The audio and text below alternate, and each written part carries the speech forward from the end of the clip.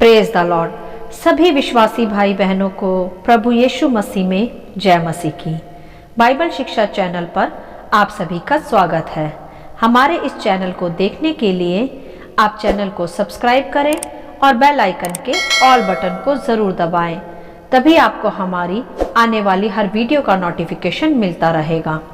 आज मैं आपके लिए बाइबल की पुस्तक से रैप्चर के विषय एक विशेष संदेश लेकर आई हूँ कि रैप्चर क्या है और यह कब होने वाला है।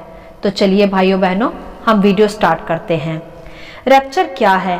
आज हम रैप्चर के विषय कुछ विशेष बातें बाइबल से सीखेंगे व समझेंगे।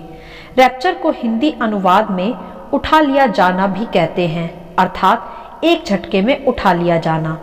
मैंने अपनी पिछली वीडियो में नूह के समय के कुछ चिन्हों के विषय में सिखाया है। अगर आपने वह वीडियो नहीं देखी तो आप उसे भी जरूर देखें कि किस प्रकार उस समय में भी परमेश्वर ने नूह के द्वारा लोगों को चेतावनी दी थी पापों से बचकर उस जहाज में आने के विषय। वैसे ही आज भी प्रभु बहुत से मसीह विश्वासियों के द्वारा पृथ्वी के सभी लोगों को चेतावनी देता है कि वह प्रभु यीशु पर विश्वास कर और उद्धार में प्रवेश करें, जो कि उन्हें मसीह विरोधी शासक से बचाएगा, जो 7 साल के लिए आएगा जब परमेश्वर का धैर्य समाप्त हो जाएगा। वो जलप्रलय तो नहीं होगा, पर 7 साल का एक भारी कलेश होगा, जिसकी शुरुआत एक मसीह विरोधी शासक से होगी, जो सारे संसार पर अपना प्रभाव डालेगा और सारे संसार को भरमाएगा। उस समय पृथ्वी पर भारी कहर आएगा, जिसे भारी कलेश कहा जाता है बाइबल के अनुसार।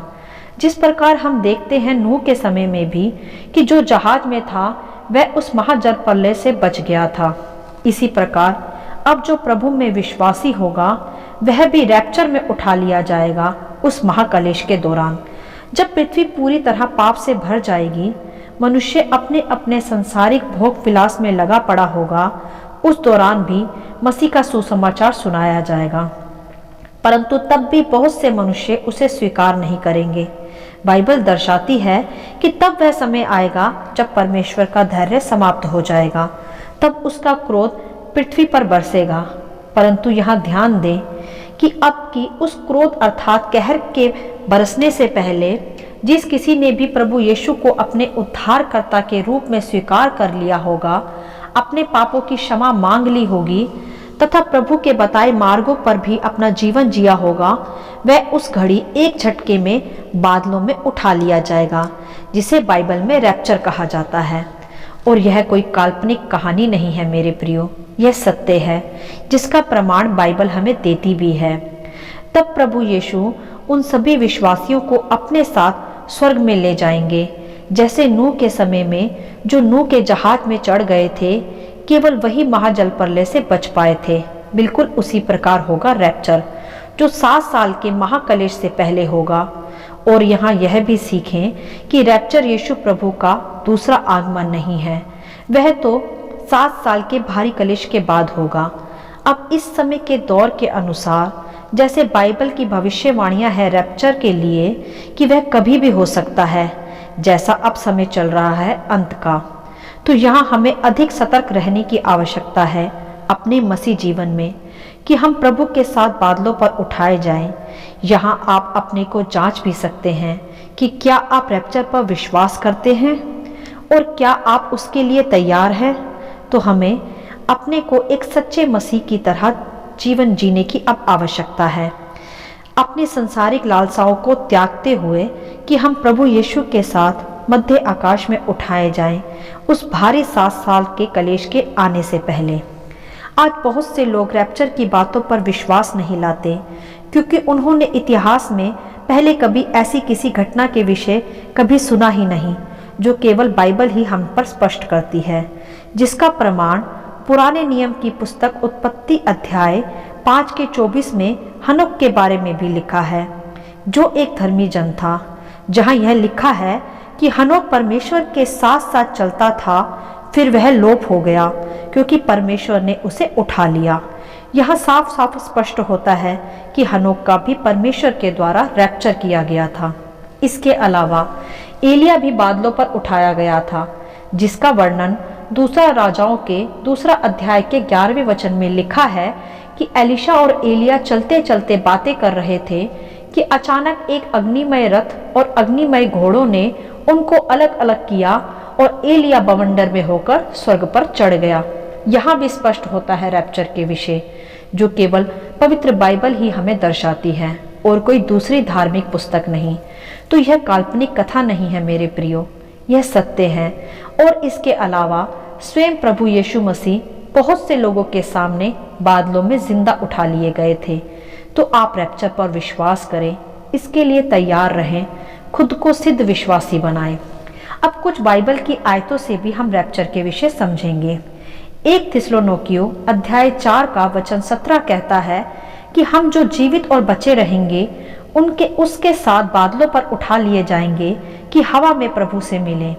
यह स्पष्ट करता है मेरे प्रियो कि जो मसीह में सो गए हैं वे पहले उठा लिए जाएंगे और जो जीवित हैं वे पल भर में एक तुर्रई फूंकते ही उठा लिए जाएंगे। यह भी रैप्चर का प्रमाण देता है हमें, जिस पर हमें विश्वास करना है। और 1 कुरिन्थियों 15 के 51 से 54 वचन में पौलुस ने यह कहा कि हम सब तो नहीं सोएंगे पर हम बदल जाएंगे, और यह क्षण भर में पलक मारते ही होगा, क्योंकि तुरई फूकी जाएगी और मुर्दे अविनाशी दशा में उठाए जाएंगे और हम बदल जाएंगे। हमारा शरीर फिर रैप्चर के बाद बदल जाएगा, अर्थात जिसमें आज रोग है, चिंता है, अभिलाषाएं हैं, डर है, फिर उस स्वर्गीय देह में वैसा कुछ भी नहीं होगा, अर्थात यह नाशवान शरीर फिर अविनाशी को पहन लेगा। यह आयतें हमें मसीह में जी उठकर रैप्चर के विषय ही सिखाती हैं, जो हमारे लिए एक बड़े आनंद की बात है, जिससे हम प्रतिकूल परिस्थितियों में भी इस विश्वास के साथ बने रह सकते हैं कि हम मसीह के साथ उठा लिए जाएंगे। जो समय बाइबल के अनुसार रैप्चर के समय को दर्शाता है वह लगभग अब पूरा होता दिखता है इस दौर को देखते हुए, जैसा कि आज हम अपने चारों ओर देखते हैं न्यूज़ के माध्यम से भी। तो यह अनुमान लगाया जा रहा है कि हम अंत के समय के बहुत निकट हैं, अर्थात रैप्चर के भी। तो हमें रैप्चर के लिए कैसे तैयार रहना है, यह तो आप सब भी भली भांति जानते हैं मेरे प्रियो। यह संसार तो नाशवान है और यह देह भी। हमें यह नाशवान जीवन में अपने हृदय को नहीं लगाना, हमें तो केवल अविनाशी जीवन की तैयारी करनी है जो कभी भी समाप्त नहीं होगा। उसके लिए हमें एक पवित्र जीवन जीना है, विश्वास में दृढ़ बने रहना है, बिल्कुल भी घबराना नहीं, डरना नहीं है। केवल परमेश्वर की हमें चुनी हुई योजनाओं में लगे रहना है। परमेश्वर की दृष्टि सदा हम विश्वासियों पर लगी रहती है, वह हमें देख रहा है। परमेश्वर स्वर्ग से सच्चे आराधकों को देखता है कि हम कैसी खराई से चल रहे हैं। यह ध्यान रखें कि परमेश्वर ने यह भी कहा है कि अंतिम समय में कठिन दिन आएंगे, परंतु बाइबल यह भी स्पष्ट करती है कि धर्मी जन अपने विश्वास के कारण जीवित रहेगा। तो आप घबराए नहीं, विश्वास में बने रहें, रैप्चर के लिए अपने चाल चलन को शुद्ध करें।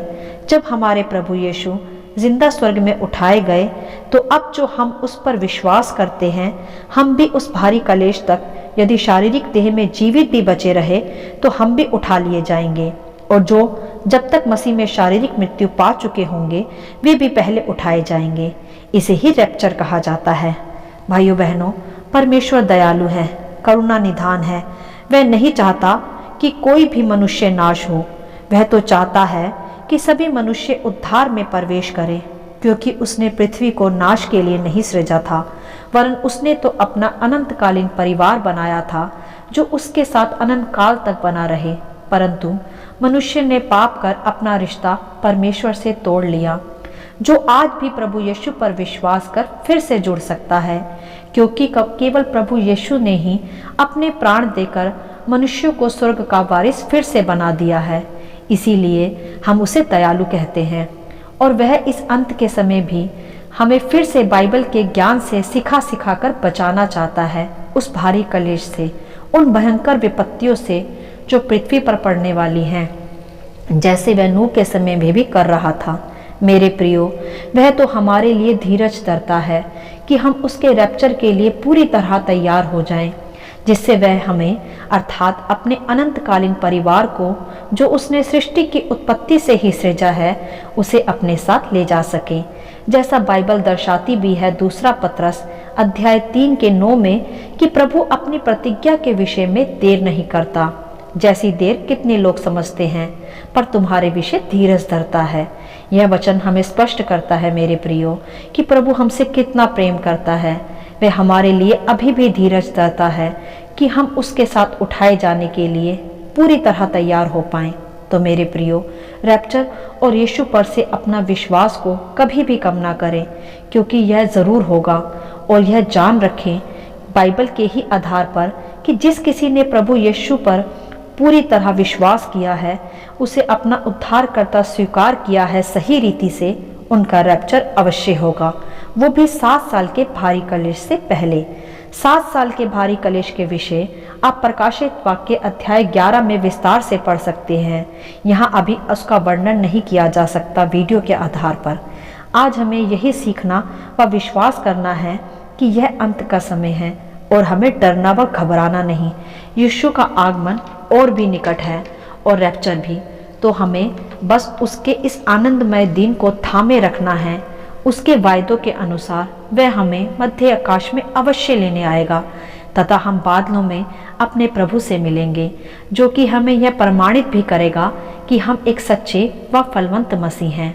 तो जिन्होंने भी प्रभु यीशु को अपना उद्धारकर्ता स्वीकार कर लिया है, अपने पापों की पूरी सच्चाई के साथ क्षमा मांग ली है, वह इस दौर के चलते घबराए नहीं। आपका रिश्ता आपके बनाने वाले से गहरा है। वह आपको रैप्चर में अवश्य उठाने आएगा। बस निरंतर उसकी बाट जोते रहें, प्रार्थना में, विश्वास में, आज्ञा पालन में बने रहकर। हम पर कोई भी संकट या भारी कलेश नहीं आएगा, ना ही कोई विपत्ति हमें अपने परमेश्वर के प्रेम से कभी भी अलग कर सकती है। वह सदा सर्वदा अब भी और अनंत काल में भी हमारे साथ है।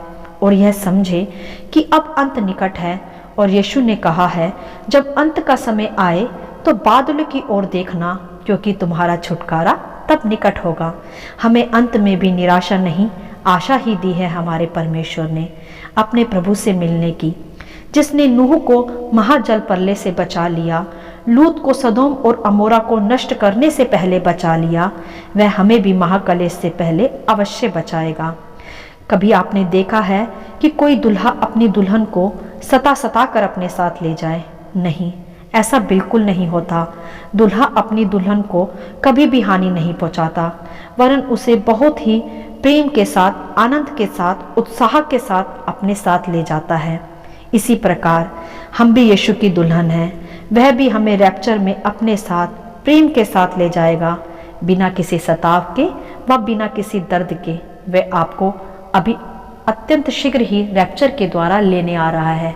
प्रभु आपको आशीष करे। हालेलुया। आशा करती हूँ इस रैप्चर का संक्षिप्त विवरण आप सभी को समझ में आया होगा। परमेश्वर आपको अपनी पवित्र आत्मा की भरपूरी से सदा भरता रहे।